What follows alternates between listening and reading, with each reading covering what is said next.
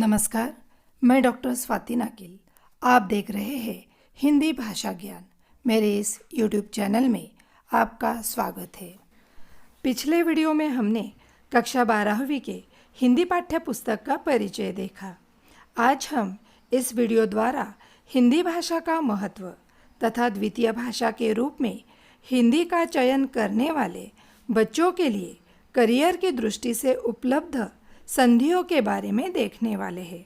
तो आइए आज हम इस वीडियो में हिंदी भाषा के परिचय को देखते हुए उसकी उपभाषाओं के बारे में जानकारी लेते हैं। जैसे कि आपको पता है, भाषा का हमारे जीवन में अनन्य साधारण महत्व है। फिर वह कोई भी भाषा क्यों न हो, क्योंकि भाषा के माध्यम से ही हम अपने विचारों को व्यक्त करते हैं, अपनी भावनाओं को व्यक्त करते हैं। भाषा के द्वारा ही हम एक दूसरे के साथ अपने विचारों का आदान प्रदान करते हैं। आप एक पल के लिए यह सोचकर देखिए कि यदि भाषा न होती तो क्या हम अपनी भावनाओं को व्यक्त कर पाते, अपने विचारों को व्यक्त कर पाते? नहीं ना, क्योंकि भाषा ही एक ऐसा माध्यम है जिसके द्वारा हम व्यक्त हो पाते हैं। हमारे व्यक्त होने का माध्यम, फिर चाहे वह कायिक भाषा हो, मौखिक भाषा हो या फिर लिखित भाषा हो, भाषा को व्यक्त करने का चाहे कोई भी रूप क्यों न हो, वह हर रूप में अपना एक अनन्य साधारण महत्व रखती है। आइए बच्चों, अब हम भाषा के इन 3 रूपों के बारे में देखेंगे। हम अपने शरीर की सहायता से हाव भाव या इशारों के द्वारा अपने विचार या भावनाओं को दूसरों तक पहुंचाते हैं, वह कायिक भाषा होती है। लेकिन यह भाषा हर जगह लागू नहीं होती, पर समाज में कुछ लोग ऐसे भी होते हैं जो बोलने या सुनने की क्षमता नहीं रखते। ऐसे लोगों के लिए कायिक भाषा अत्यंत उपयोगी साबित होती है। अब हम भाषा के दूसरे रूप के बारे में यदि देखें तो जो हम अपनी वाणी के द्वारा बोलकर अपने विचारों को दूसरों के सामने प्रकट करते हैं, वह है वाचिक भाषा या मौखिक भाषा। भाषा का तीसरा रूप है लिखित भाषा। प्राचीन काल के शिलालेख से लेकर आज के आधुनिक काल के संगणक तक जिस भाषा को लिखित रूप में या मुद्रित रूप में पढ़ा जाता है, वह लिखित भाषा है। प्राचीन काल के शिलालेख, ताम्रपट या पुराने साहित्यकारों की रचनाएं यदि लिखित रूप में उपलब्ध नहीं होती तो हम उस समय की सामाजिक, सांस्कृतिक, आर्थिक, राजकीय या उस समय के परिवेश को कैसे जान पाते? ना ही हम उसे पढ़ पाते और ना ही हम उसे समझ पाते। इसी कारण भाषा का लिखित रूप आवश्यक माना गया है। लिखित रूप मात्र सांकेतिक न होकर वह विचारों एवं भावों को व्यक्त करने के माध्यम का कार्य करता है और इसी विचार तथा भाव विनिमय के माध्यम के लिखित रूप को हम भाषा कहते हैं। भाषा के लिखित और मौखिक रूप, यह दोनों ही रूप आज प्रचलित रूप हमें दिखाई देते हैं। आज के समाज की तरफ यदि हम देखें तो आज हमें सभी तरफ भले ही अंग्रेज़ी का बोलबाला दिखाई देता हो, लेकिन फिर भी हिंदी का राजभाषा के रूप में अपना अनन्य साधारण महत्व है। संपर्क भाषा के रूप में भी हिंदी का अपना महत्वपूर्ण स्थान है। अर्थात इस दृष्टि से देखा जाए तो हिंदी पढ़ना, लिखना, समझना, बोलना तथा उसका अध्ययन करना अत्यंत आवश्यक है। और इस दृष्टि से आप सभी छात्रों ने द्वितीय भाषा के रूप में हिंदी का चयन किया। आपके इस चयन का मैं स्वागत करती हूँ। इस भाषा के माध्यम से आप सही मायने में हिंदी सीखकर तथा हिंदी का अध्ययन कर अपने भविष्य को उज्जवल बना सकते हो। आप सभी बच्चों को पता है कि पूरे देश में 14 सितंबर यह दिन हिंदी दिन के रूप में मनाया जाता है, क्योंकि हिंदी हमारी राजभाषा है। क्या कभी आपके मन में यह सवाल उपस्थित नहीं हुआ कि हिंदी को ही राजभाषा का सम्मान क्यों मिला? बाकी भी बहुत सारी भाषाएं हैं, उन्हें छोड़कर हिंदी को ही यह दर्जा क्यों प्राप्त हुआ? क्योंकि हमारा देश बहुसंख्य भाषी देश है। यहाँ अलग अलग धर्म, पंथ, संप्रदाय के लोग रहने के कारण हर क्षेत्र की भाषा अलग अलग है, जिसे हम उस क्षेत्र की बोली भाषा कहते हैं।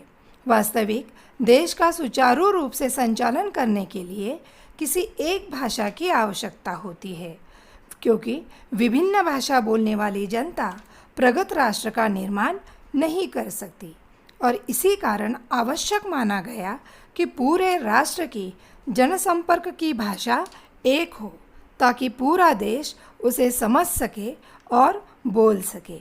हिंदी ही एकमात्र ऐसी भाषा है जो भारत के विशाल भूप्रदेश में जैसे उत्तर प्रदेश, मध्य प्रदेश, बिहार, राजस्थान, हिमाचल प्रदेश, हरियाणा, दिल्ली तथा कम अधिक मात्रा में संपूर्ण भारत में बोली और समझी जाती है। भारत की लगभग 80% जनता हिंदी में अपने विचारों का आदान प्रदान करती है, क्योंकि राष्ट्रभाषा का मतलब है वह भाषा जो पूरे देश में समान रूप से लिखी, पढ़ी और बोली जाती हो। और इसी कारण भारत के स्वाधीनता आंदोलन में हिंदी ही समस्त भारत की राजभाषा मानी गई और हमारे संविधान में भी हिंदी को राजभाषा के रूप में गौरवान्वित किया गया। हिंदी भाषा देवनागरी नामक एक लिपि में लिखी जाती है। हिंदी भाषा विश्व में सबसे ज़्यादा बोली जाने वाली भाषाओं में से एक है। चीनी भाषा के बाद हिंदी दूसरी सबसे अधिक बोली जाने वाली भाषा है। विश्व के सबसे उन्नत भाषाओं में हिंदी भाषा सबसे अधिक व्यवस्थित भाषा है, अर्थात हम जो हिंदी में लिखते हैं वही बोलते भी हैं, जबकि अन्य भाषाओं में ऐसा नहीं है। हमें केवल हिंदी भाषा का वह रूप ही पता है जो हम पढ़ते हैं, लेकिन हम यदि हिंदी के व्यापक रूप के बारे में देखें तो हमें पता चलेगा कि हिंदी की कुल 178 उपभाषाएं भी हैं। तो आइए हम इन उपभाषाओं के बारे में जानकारी लेते हैं। हिंदी की उपभाषाएं। हिंदी 7 प्रदेशों की मातृभाषा है। हरियाणा, उत्तर प्रदेश, राजस्थान, मध्य प्रदेश, दिल्ली, हिमाचल प्रदेश, बिहार, इन 7 प्रदेशों में हिंदी की अनेक बोलियां प्रचलित है, पर हिंदी भाषा को मुख्यतः 5 बोली वर्गों में बांटा गया है। पश्चिमी हिंदी, पूर्वी हिंदी, राजस्थानी हिंदी, बिहारी हिंदी और पहाड़ी हिंदी। इन 5 बोली वर्गों के अंतर्गत हिंदी की कुल 18 बोलियां प्रचलित है। तो सबसे पहले हम पश्चिमी हिंदी के बारे में देखते हैं। पश्चिमी हिंदी के अंतर्गत मुख्य रूप से 6 बोलियां हैं: ब्रजभाषा, कन्नौजी, बुंदेली, हरियाणवी, खड़ी बोली और निमाड़ी। ब्रजभाषा पश्चिमी हिंदी की बोलियों में सबसे प्रमुख ब्रजभाषा है। इसका मुख्य केंद्र है मथुरा, अलीगढ़ और आगरा। साहित्य और लोक साहित्य की दृष्टि से ब्रजभाषा अत्यंत संपन्न मानी जाती है। ब्रजभाषा में साहित्य सृजन करने वाले प्रमुख रचनाकारों में सूरदास, तुलसीदास, नंददास, रहीम, रसखान, बिहारी आदि की प्रमुख रचनाएं मानी जाती है। कृष्ण भक्ति काव्य तथा रीति काव्य की रचना ब्रजभाषा में ही हुई है। कन्नौजी। कन्नौज इसका मुख्य क्षेत्र है। इटावा, फर्रुखाबाद एवं गंगा के पार शाहजहाँपुर जिलों में कन्नौजी बोली बोली जाती है। बुंदेली। बुंदेली बुंदेलखंड की बोली है। कुछ लोग इसे बुंदेलखंडी भी कहते हैं। यह भाषा झांसी, हमीरपुर, ग्वालियर, भोपाल, नरसिंहपुर, सिवनी, यह जो मध्य प्रदेश का क्षेत्र है, यहाँ बोली जाती है। हरियाणवी, यह बांगर प्रदेश की भाषा है।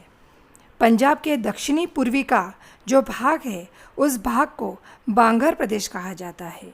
यह बोली दिल्ली, रोहतक, पटियाला, हिसार इन जिलों में बोली जाती है। बांगरू, यह जो बोली है वह पंजाबी, राजस्थानी और खड़ी बोली इन तीनों की खिचड़ी बोली है।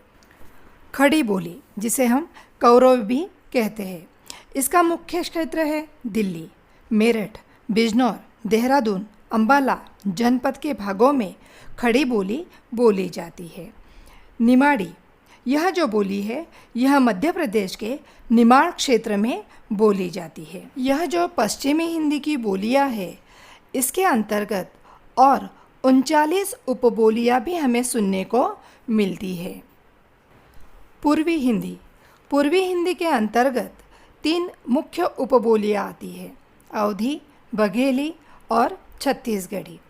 अवधी अवध प्रदेश की बोली है। इसका मुख्य केंद्र अयोध्या है। इसका जो क्षेत्र है वह लखनऊ, इलाहाबाद, फतेहपुर, उन्नाव, प्रतापगढ़, सीतापुर आदि भागों में अवधी बोली बोली जाती है। राम भक्ति का संपूर्ण साहित्य हमें अवधी में ही मिलता है। गोस्वामी तुलसीदास रचित रामचरितमानस अवधी की ही अमर रचना है। बघेली यह बोली मध्य प्रदेश में बोली जाती है। छत्तीसगढ़ी, जिसके नाम से ही हमें पता चलता है कि यह बोली छत्तीसगढ़ में बोली जाती है। यह जो पूर्वी हिंदी के अंतर्गत 3 मुख्य उपबोलियाँ है, इसके अंतर्गत और 26 उपबोलियाँ हमें सुनने को मिलती है। राजस्थानी हिंदी, कहने को तो ये राजस्थानी है, लेकिन राजस्थानी भी अलग अलग जगहों पर अलग अलग तरीके से बोली जाती है। राजस्थानी हिंदी के अंतर्गत 4 मुख्य उपबोलियाँ हैं, मारवाड़ी, जयपुरी, मेवाती और मालवी। मारवाड़ी यह जो बोली है यह राजस्थान की मुख्य बोली है, जो जोधपुर, बाड़मेर, जैसलमेर, अजमेर, सिरोही, बीकानेर इस क्षेत्र में बोली जाती है। अर्थात पश्चिमी राजस्थानी का जो क्षेत्र है वहाँ पर मारवाड़ी बोली बोली जाती है। जयपुरी, यह जयपुर के क्षेत्र में बोली जाती है। मेवाती, उत्तरी राजस्थान में यह बोली बोली जाती है। मालवी, मालवा का जो पठार है वहाँ पर यह बोली बोली जाती है। राजस्थानी हिंदी के अंतर्गत जो 4 मुख्य उपबोलियाँ हैं, इसके अंतर्गत और 41 उपबोलियाँ हमें सुनने को मिलती है।